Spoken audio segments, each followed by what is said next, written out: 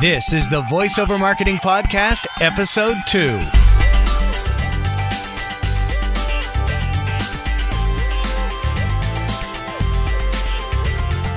Hello and welcome to this episode of the VoiceOver Marketing Podcast. My name is John Melly, and this is the podcast dedicated to teaching in-depth and advanced marketing strategies for people in the voiceover and audio production professions. My goal is to help you make more money by showing you ways to leverage your time, charge more for your talents, and allow you to spend more time doing the things you want to do in your life. In this episode, I'm going to share some thoughts about attitude and success, and I'll be speaking with voiceover talent and attorney Derek Chappell about social media and Twitter and ways that he's used these tools to grow his voiceover business. Before I introduce Derek, I want to share an experience with you that I recently had. My wife Ann and I were on vacation recently, and we went to Antigua for a week to get away from the lousy winter we've been having here in Boston. It was heaven. It was idyllic. The temperature was 82 degrees and the sun was out, the sky was blue.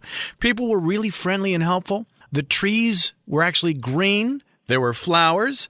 And when we returned home, we had a rather rude awakening. We had to shovel the driveway and clear the cars off from about 8 inches of snow. So, welcome home.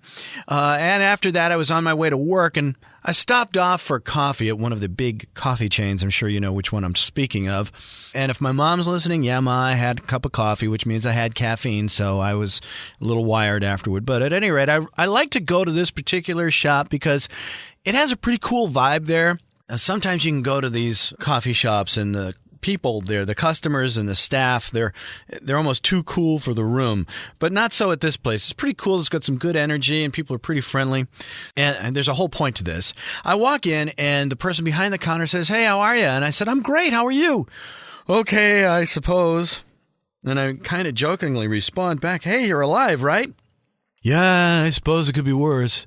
And the other one behind the counter chimes in and says, "Yeah, just keep telling yourself it's wonderful and someday it might come true." And I have to tell you that my reaction was, ugh, get me out of here.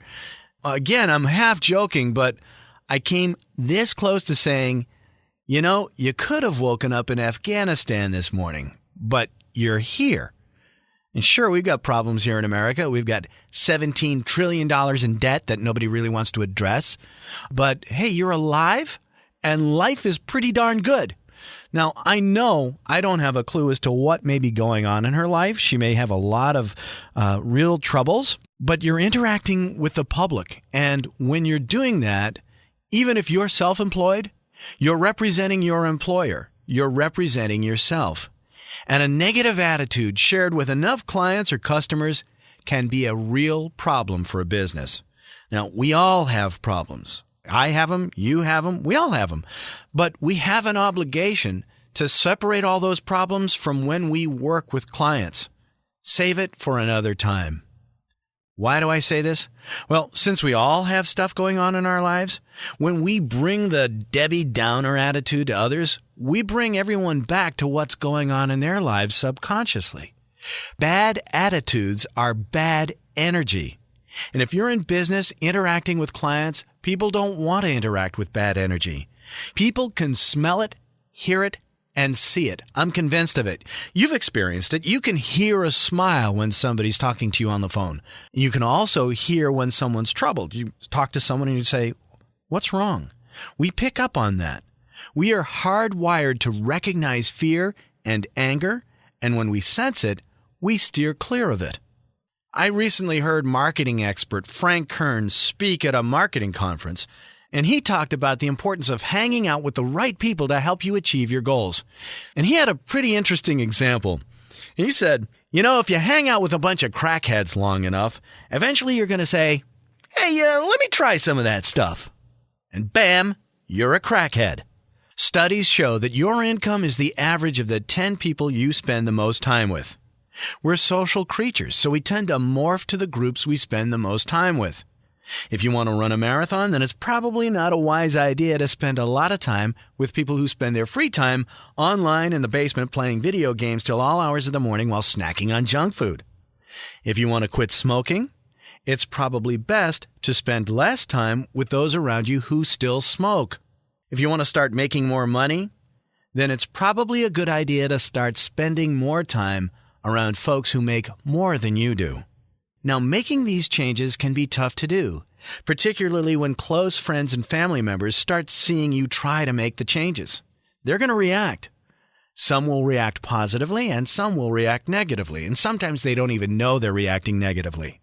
And that's why it's important for you to involve yourself with groups of people and organizations that will support your efforts.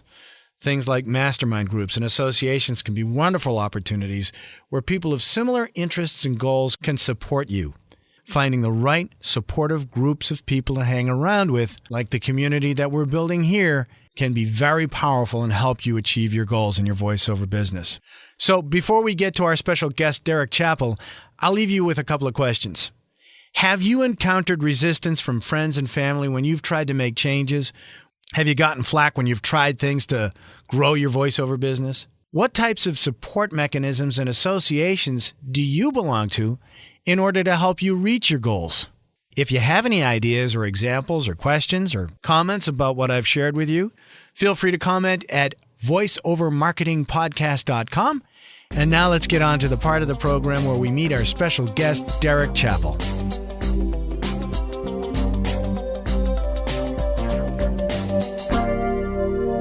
Welcome back. My guest for this episode of the Voiceover Marketing Podcast is Derek Chappell, who is a professional voiceover talent.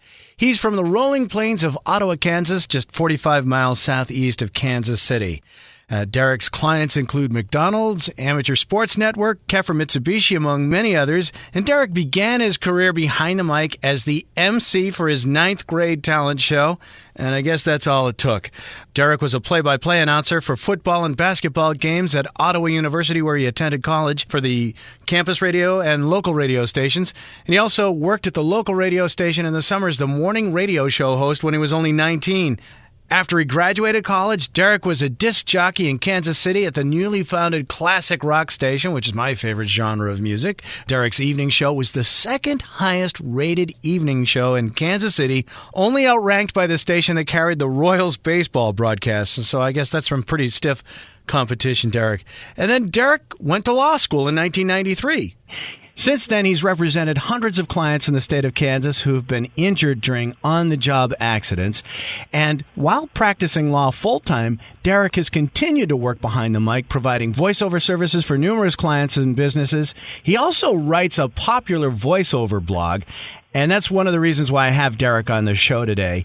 And he's active in a number of voiceover organizations and social media groups. And you can find Derek's website and links to his social media sites at DerekChappell.com. And Derek, you spell your last name CHAPPELL.com, correct? That's correct. There is no E on the end. Okay, very good.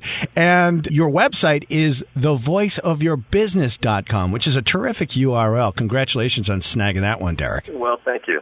Derek, thanks so much for taking time out of your schedule to be here today. Hey, it's great to be with you. I hope everything's good in Boston. I know here in the Midwest, we're finally feeling spring. Got all the snow that's finally melted away, and a few birds chirping today, and it's going to be about 50 degrees, so we're on our way, hopefully. Yeah, we've got, I heard a cardinal whistling in the backyard this morning, and I thought, oh, cool. We're That's here. That's always a good sign. Yeah. Whenever you hear the Cardinals singing, you know it.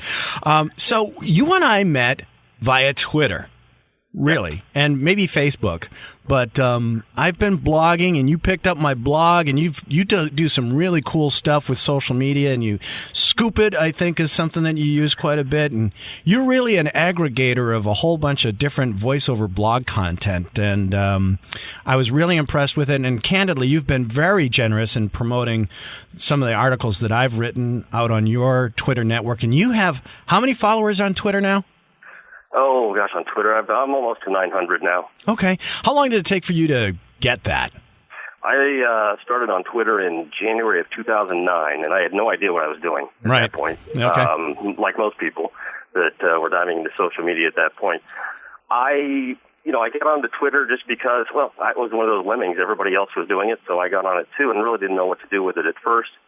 And then after a while, I started to find friends in the voiceover business who were also there. And one of my early mentors in the social media experience, as everybody knows that's online as well, is Dave Cavassier from Las Vegas. And Dave kind of taught me a few things to get started, and then really what I've done with my Twitter profile and to try and get more followers is just follow people I find interesting. Okay. People, both in and out of the voiceover business. I would say most of my friends on Twitter are voiceover talent, but I have a lot of people, family and friends as well, and other interests that I have that don't have anything to do with voiceover. And I think it gives you a pretty well-rounded experience on Twitter. But I love Twitter more. That's probably my favorite social media avenue. Mm-hmm. I call it Facebook Lite. Okay. Because it's just, to me, it's not as heavy as Facebook is. It's not, I don't know if that makes any sense or not, but it's just a great way to receive information, share information, a quick way. I'm kind of a little ADHD kind of thing going on too, and so it's 140 characters is all I need, man. I don't need a bunch of paragraphs. I just need give me a shot here so I can see what's going on. Give me a headline, give me a link. That's all I need. So yeah, that's one reason I love Twitter, and you have used it immensely as of late. Yeah. Before we dive into that whole thing, I actually kind of want to hear a little bit. I quickly went through your bio, and you were very gracious to send over something more in depth, and I certainly don't want to shortchange you in any way, but, I think everybody's kind of interested in their story and how you got, obviously the 9th grade MC talent show thing is, mine, my grandfather gave me my first radio when I was a kid, and I plugged it in and fell in love with it. But, everybody's story, while they're similar, they're always fun to hear. How did this all happen for you? And then the law school transition, and then we'll dive in real quick if you could. Okay, well, I don't know how interesting this may be to anybody else, but my story here in a Reader's Digest version is this. At a very young age, when I was in grade school, I wanted to be Walter Cronkite. Oh, okay. I wanted to be the guy on the news, reading the news, telling you what the news was. And when I was in grade school, and the teacher would have the reading classes, and she'd have us read out loud for the class, I was always the kid with my hand up first, highest, please pick me, pick me, pick me. Uh-huh. Because I just love communicating and reading and sharing. Yep. And it got to the point where the teacher finally pulled me aside one day and said, please don't raise your hand anymore, because nobody else was raising their hand. So I had to kind of give that up a little bit in grade school. But, it just progressed, and I just loved speaking. I think I got that from my mom, who had a lot to say and talked a lot, and I heard her. And when I was in 9th grade, they had the talent show. I had no talent whatsoever other than being behind the microphone. So I thought, well, perfect, I'll be the MC. And, okay. that was my talent. So from there, I got into radio at that point in high school, just dabbled a little bit, went to Kansas City, found a guy named Joe McCabe at KY102 in Kansas City, which was a big, big rock station here in the Midwest in Kansas City at that time. And I just asked him, I said, I want to get into radio. What do I do? And Joe said, just practice. You got to get behind the mic, be comfortable, do as much as you can. And so I took that advice to heart. I started doing PA announcing for our local baseball in the summer, anything I could do. And then finally, when I went to college, landed a spot on the campus radio station, and then I had a buddy here in town that owned the local AM and FM station. So I hit him up and said, hey, what can I do? And, the fire was stoked from there. At that point, you're 19, 20 years old, you're working in a small station, you do everything. Sure. I everything from splicing tape, cutting spots, on air, pulling news wire. But I learned a lot about production back then. The old style, of course, again with the grease pencil and the splicing and things like that. I knew I liked you, Derek. Some listeners who are a little younger might not have a clue what I'm talking about, but the old school guys like you and me know what that means. And again, just got the fever continued, and ended up luckily on as a disc jockey in Kansas City at the Fox 101, which was a classic rock station back then. It was only about a year and a half old, so it was. Even though it was old music, it was new and fresh, and really loved that. And it's funny, I ended up working with Joe McCabe, the guy that gave me the advice when I was in high school. Sure. He ended up working at the Fox for a short period of time, so that was kind of a full circle, fun thing for me to get to work with Joe for a while. Very cool. So then, in the middle of that, though, I had a great offer to go to law school. Again, a lot of my friends said I was making a lateral move from disc jockey to lawyer. But went to law school and just have continued on in the voice field ever since, and practicing law, and I've had the luxury of being able to do both. So it's been a lot of fun. Excellent. What I'm taking from your story is that, and it's pretty much the advice that I give to people who ask me the same question: how do I get in radio, or how do I do voiceover? And it's like, show up. And, just put yourself in situations where opportunity will present itself. And no question. You've got to put yourself in that position. And like Joe told me years ago, you got to practice. And that way, you're ready. When I got out of college, I did an internship at the Fox before I got the job. And the program director there, a guy named Denton Marr, when I went in for the internship, he said, so what makes you want to work here? And I said, well, this is what I've always wanted to do. Right. And he said, and it was about 3:00 in the afternoon. I was sitting in his office, and he said, could you go in there on the air right now and do what that guy's doing? And I said, yeah, I could probably do it better. Ooh, good for you. And it was just a matter of I had prepared to do that. I knew, and I had confidence in myself because I had practiced and prepared. I'm like, yeah, no problem, I could do that. And so, from there, it just snowballed. So I think the preparation is key, the practice is the key, and finding out what works best for you, and running with it. Good for you. That's awesome. Well, thanks. And I think the same thing is kind of nice dovetail into social media. It's a new thing. I don't know how old you are. I'm 46. And so, I'm just a touch older than you. Okay. So you and I are in the same wheelhouse. Yeah. And I have frequently said in the first episode, I talked about this briefly. I have one foot in the door of new technology, which I think is fascinating and very powerful. But at the same time, I have a foot in the old door where, I used to write my papers in college on a typewriter. And it was one. What? Yeah. I had one person ask me at the station, "Is like, what did you do your papers on?" I said, "It was a typewriter." And I went to the University of Massachusetts at Amherst, and my sister did too.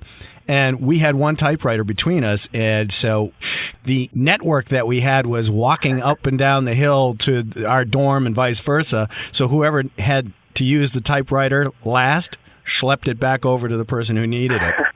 And those weren't light either. No, but it had a self-correcting ribbon, and you actually had to plug it in to make it work. But wow. Yeah, so I shared that with somebody, or I had some kid ask me, did you guys have nicknames in college based on what your email address was? And I said, oh my God, I'm going to say something like my dad. I said, we didn't have email when I was in college. Back in my day.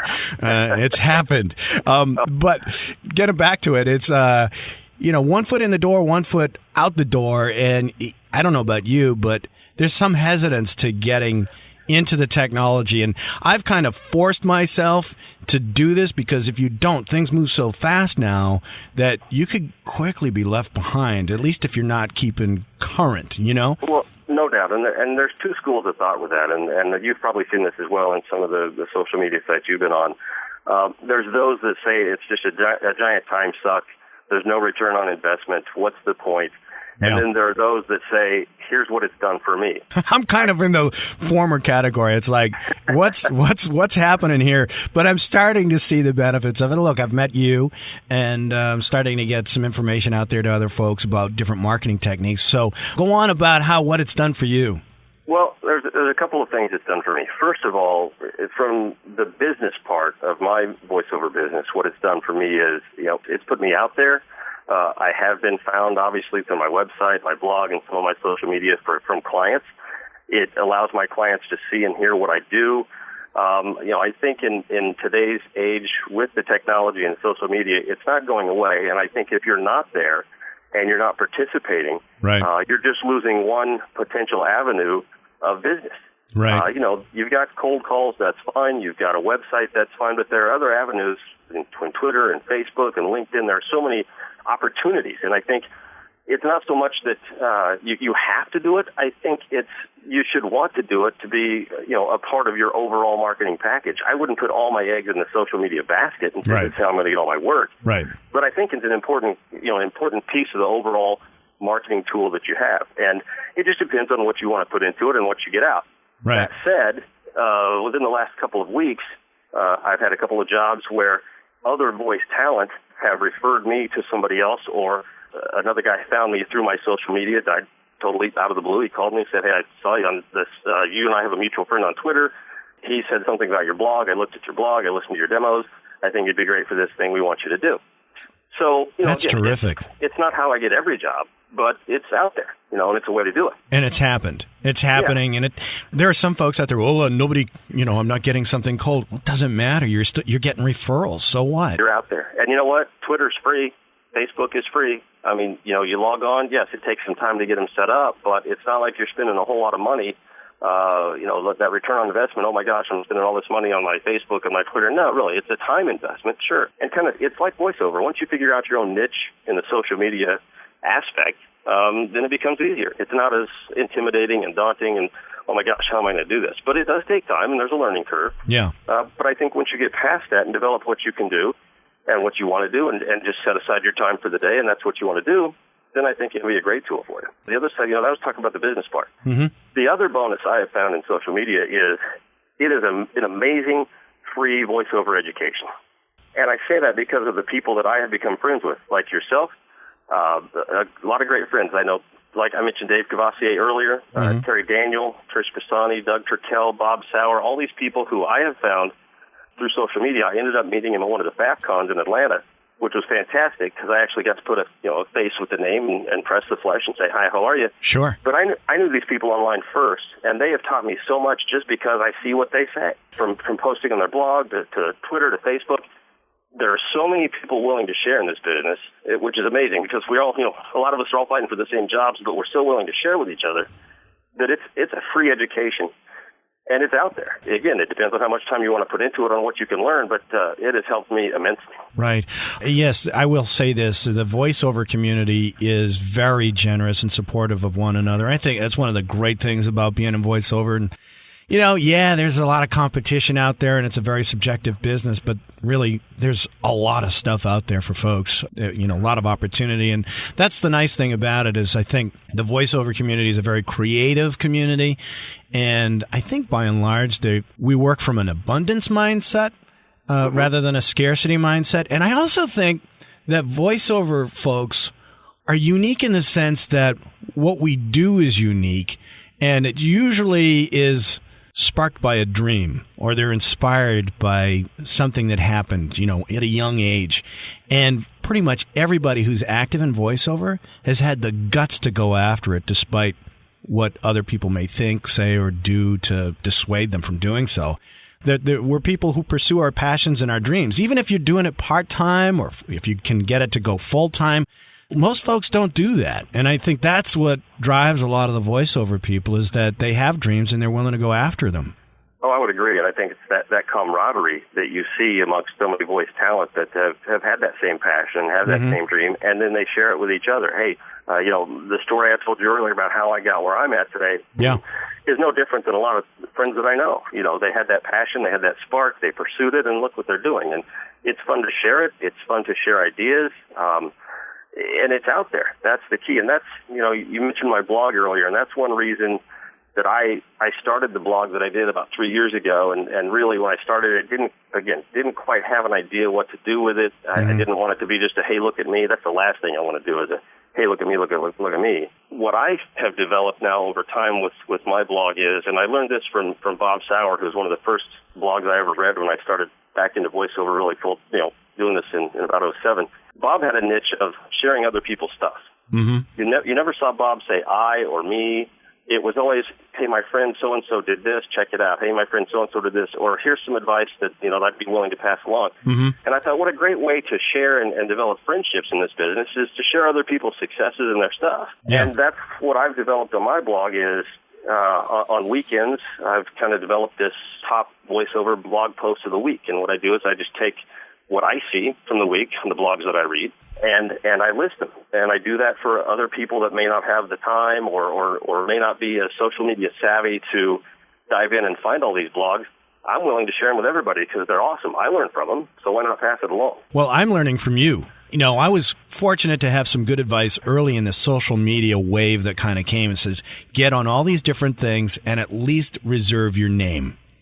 Because I'm not the only John Melly out there. There aren't a lot of us, but there are other folks out there with my name. I actually had a guy email me. He said he Googled himself and up came my websites. And then he emailed me. He says, John Melly, this is John Melly. But, it taught me that the person who gave me the advice to reserve your name on Twitter and Facebook and all that kind of stuff was right. And so, no question. The question I want to ask you, though, how do you balance the time so that hours don't slip away from you? That's a good question, and that is something that everybody's got to consider when they get onto it. But as far as what I do with Twitter is, to be honest, I run through a separate program called Hootsuite. I don't know if you've heard of that or not. Yeah, I have. But Hootsuite is how I use my Twitter program, and it allows me to do a number of things, which is you can put in a number of different social media pages and post right from Hootsuite. For example, I can post on my Facebook page, my personal page, or my business Facebook page right from the Hootsuite program. I can time tweets to go out at certain times during the day, which is very beneficial because, I don't want to have to sit there all day and post something. I can post 4 things, 5 things, 6 things in the morning, spread them out during the course of the day, and they go out at certain times. So it's a great tool like that. I've had people say, man, did you just sit on Twitter all day? Because you post this stuff at different times. No, I time it. I look at it in the morning for maybe half an hour, put them all in, time it, and they go out during the course of the day, which is very beneficial. Is Hootsuite free? Yeah. Well, there's Hootsuite and there's Hootsuite Pro. Of course, you can pay for an advanced version, but I haven't found any reason to do that. Okay. So it's free, and it's very beneficial because you don't have to sit on it all day if you want to post things. You can set out, times, and they go out later automatically. But with Twitter, the other thing I have set up on my computer, and I'm in front of it all day, whether I'm at my law office practicing, I'm always online anyway, or at home, I've also got a program that runs through Firefox. It's called YOONO, YOONO. And what it does is it puts a strip on the left side of my screen that I put in my social media pages. I put Twitter, Facebook, LinkedIn, and YouTube on it. And what it does, it's just a rolling scroll of those pages and what's being posted. So at any given time, I can look over there and say, oh, hey, John just posted something on Twitter here. I see it. There it is. Maybe I want to share that. Or it's a link to his blog. Let me pull it up and check that out. So that's a good tool that I use as well. I don't obviously sit there and stare at it all day, and I miss a lot of things, I'm sure. It's nice to be able to have that. For some people with ADHD, like I have sometimes, it's not really a good thing. I was going to say. Oh, look, squirrel. And then you're off. All of a sudden you're off looking at, cats in India on a, who knows what you just clicked on. But, yeah. But if you use it right, it's there. The other thing I use is and everybody knows now probably with the Google Reader going down, is a program called Feedly. Okay. Feedly allows me to plug in blogs and websites from people, and then it keeps track of them. And so like once a day, maybe twice a day, I'll look at my Feedly page, and that's where I list all these blogs that I follow to find the posts. So, it's not like I have to sit on the computer all day and go through all these different pages and try and find all these things. There's a lot of tools, if you find them, that can help really consolidate your time in what you do. Now, how do you use it as a research tool? You talk about, you see things that are of interest to you with regard to voiceover, but, do you limit that as well? It's like, you say, okay, I'm going to look at 2 or 3 links and that'll be it for the day, or because you can, I'm an information junkie too. I like to consume things, and I can see myself going, and then it's 8:00 and I've still got 10 scripts to read before the clock strikes midnight, and my wife's like, where are you? Twitter. Yeah. Well, I think the key is to your social media, you got to be disciplined. Yeah. You got to be disciplined in saying, okay, I cannot do that now. I have a script to do, or I've got this to do, or that to do, and you just got to get away from it. Okay. But if you find these tools like the Feedly and like the YOONO and things like that you can go to later and say, okay, I'm going to set aside this 20 minutes or 15 or 30 minutes or whatever. It's all consolidated in one place for you, so it makes it easier. Interesting. But I think the discipline of time is very crucial, because all of a sudden, it's midnight and you go, oh, crap, I got all these things to do and I haven't touched them. Yeah. But I love the fact that you can tie it all together. You can link your Facebook to your Twitter. So if you post something on your Facebook business page, it goes right through your Twitter as well and goes out that way. You can do things like that. Again, much easier. You don't have to go to 2 different sites. What I've tried to do in finding my niche is I love sharing everybody else's info because it's free, it's out there, and it's kind of developed into what I do. I set up I think you're on it now. It's VoiceOver Biz Pages on Facebook. And what it is, it's simply a news feed of nothing but people's VoiceOver business pages. Now, did you set this up? Yeah. Oh, wow. No, I don't know if I am on that. You can go to VO Biz, B-I-Z, VO Biz Pages. It's on Facebook. Okay. You can find a link to it as well on my blog. But what it is, it's just a news feed of nothing but business pages, Facebook business pages from our friends. Your business page, my business page, Terry Daniel's business page, anybody. Yeah. And that way you can look through a newsfeed of your friends' VO pages, and you don't have to look and see what somebody's having at Starbucks in your regular newsfeed, Yeah. It's simply VoiceOver business pages.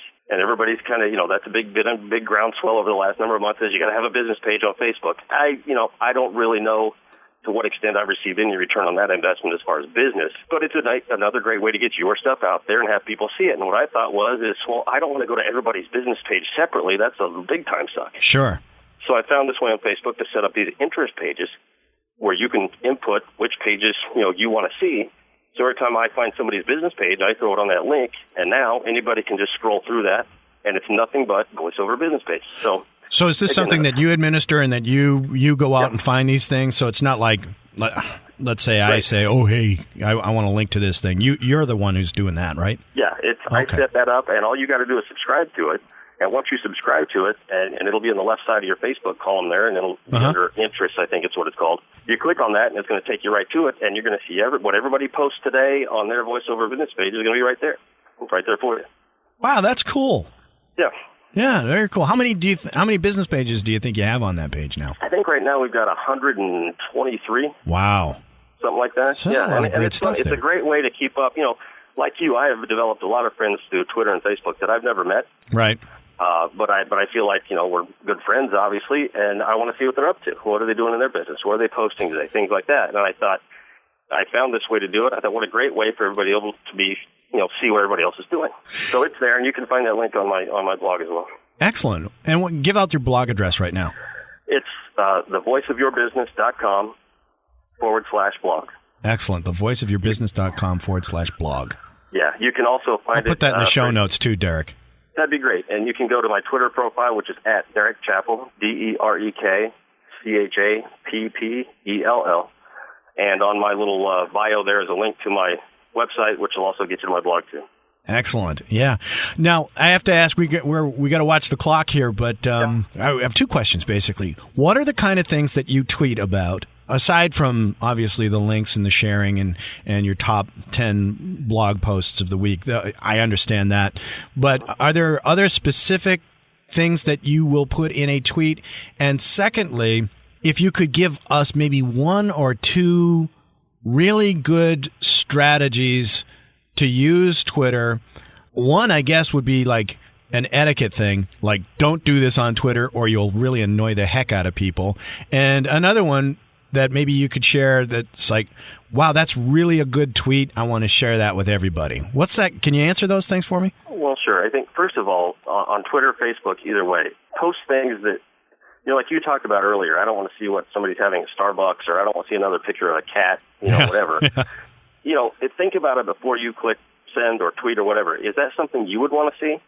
If it's something you would want to see or see somebody else say, share it. If it's something you don't, think about it. Nobody else is going to want to see it either.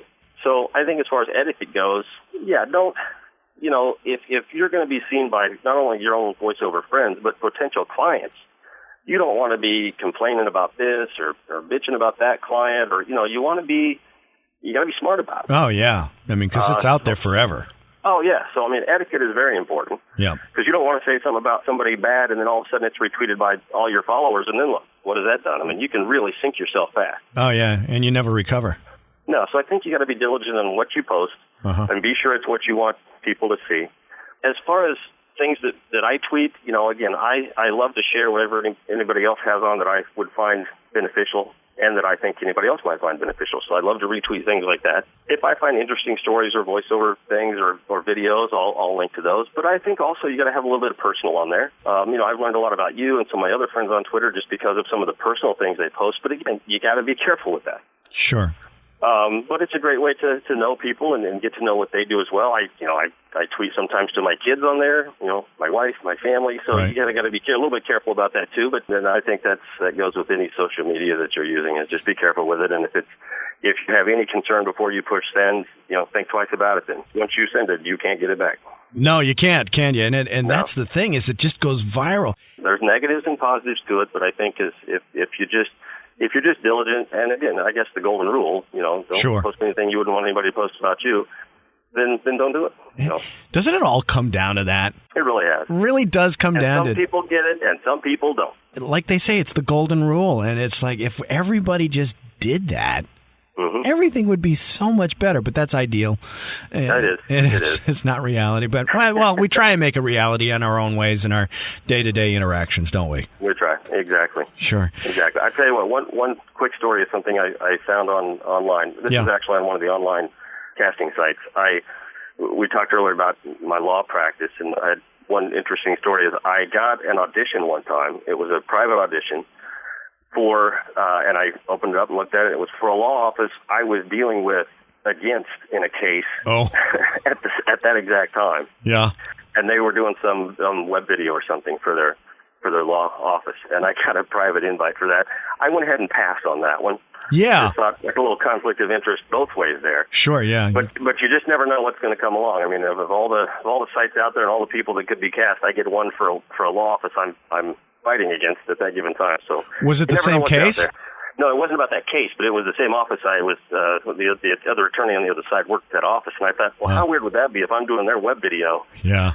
And here I am fighting him in court that same day. I thought that might be a little conflict of interest. So you never know. You got to keep diligent about it. Gosh, it just goes to show it can be a small world in so many ways. Very small. Very small. Derek, this has been a lot of fun. I don't want to take up more of your time, and you've been very generous with your busy schedule to be on the program today. Before we leave, do you have any parting bits of wisdom? And then also, if you could share with everyone your web addresses, your blogs, and Sure. other ways that people can get in touch with you. Well, I'll obviously put all these links in the show notes as well, too. But well, that'd be great. Yeah, I mean, as far as advice, when it comes to voiceover, I'll be first to admit I'm this is a learning process for me as well. I by no means hold myself out to be, in the upper echelon of the voiceover business. I'm no Joseph Regano or Bo Weaver or Tom Kane or any of those guys. Hang on a second, I just dropped some names I got to pick up. But I mean, it's a learning process, and you can use social media and you can use the friends you've met to learn quite a bit. And there's a lot of free info out there. And I would say if it's a passion of yours, if it's a dream of yours, and you want to do it, do it. You only go around once. right. And you don't want to say later, gosh, I wish I would have. Right. And that's kind of what got me back in it. I've been practicing law for a long time. Hadn't really done a lot of voice work, but a little bit kept my hand in it. And 2007, I decided, hey, if I'm going to do this, I really want to pursue it. And I flew out to San Diego, and I met with my great friends, James Allberger and Penny Abshire, and they've really been my mentors ever since. And I'm just so glad I did, because I would have always thought, what if I hadn't? What would have happened? Well, I couldn't agree more, and there are two things that I just want to say to you. First of all, you've got a great voice, and there's no reason... Oh, thank you. Yeah, no, you do. You've got a great, articulate, clear, crisp voice, and I think you have a lot of success, obviously, by the list of clients that you were able to... Yeah, sure. And the other thing is that you've talked a lot about getting free advice on the various social media sites, but the other thing that you've done is you've invested in your education too. And I think people need to be willing to do that as well. I do that on a monthly basis. I still go to training, and you've obviously done that, going to James Allberger and Penny Abshire's workshops, which are terrific, and they have that voice conference that they put together too, and I have not attended that, but I hear great things about that. I would recommend that greatly. If you can attend, I went to Voice 2008 in Los Angeles. Now they had Voice 2012. I couldn't make that one. I know there's going to be another one coming up here in about a year. Yeah. You're talking about a great way to meet people and learn so many things. Yeah. Get to that. If you can get to one of the FAFCons or FAF camps that are coming up, Amy Snively puts that together, and there's some fantastic people. I've made some great friends at both those conferences that I wouldn't have met otherwise. Maybe I've known them online, but I wouldn't have met otherwise. And so many of those people now, I can just pick up the phone and call them and say, hey, I had a question about this or idea about that or whatever, and so willing to share, and it's just been so beneficial to me. So any of those kind of things I would highly recommend. Yeah, it's always good to go to conferences and to take workshops. I mean, I go to a couple of marketing conferences every year. Yeah, you just never know what's going to happen when you meet people. And that's really what it's all about. And that's what Twitter's been and Facebook has been great, because I never would have met you. And, and I tell you, I'm honored that you wanted to even hear my story and talk to me. I'm humbled by that, and I really appreciate the opportunity. And I look forward to more of your podcasts in the future and see who you're going to talk to and what you're going to do. And you and I will still hook up on Twitter and see what's going on. Yeah, well, it's been great connecting with you online, but also on the phone, and maybe someday we'll actually meet in person too. And I hope that happens. I look forward to it. You can find me at thevoiceofyourbusiness.com. Also, DerekChappell.com will get you there as well. And that'll link you to my blog, and all of my social media links are on there as well. And be more than happy to say hi, and I'll just keep sharing what I see, which is a lot of info from a lot of people that are more well-versed in the voiceover business than I am, but I'm more than willing to share that for everybody as well. Well, you've been a great resource online, but also on this podcast as well. And I really want to thank you again for taking time to be here. And I wish you every success with your voiceover career and your law career and your family as well, Derek. Well, and same to you, John. I appreciate it. Thank you very much. Well, that was a lot of fun. What a great guy. And he had a lot of great information to share with us, and some great resources too. So be sure to check out the notes on that. Well, that's it for this episode of the VoiceOver Marketing Podcast. If you liked this podcast and you thought we had some good thoughts to share with you, please subscribe to it at www.voiceovermarketingpodcast.com so you'll get notices of new episodes, and please share it with your friends and colleagues in the voiceover world. Also, it'd be a huge help if you'd like this podcast and rate it on iTunes to help keep it near the top of the list.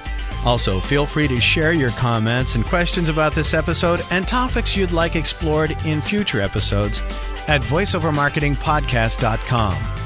Also, if you'd like more information on coaching and mastermind group opportunities where we focus on growing your business, feel free to drop me a line at my cyber assistance email address at mike@johnmelly.com. Thanks for listening. And now go out there and share your voice with the world.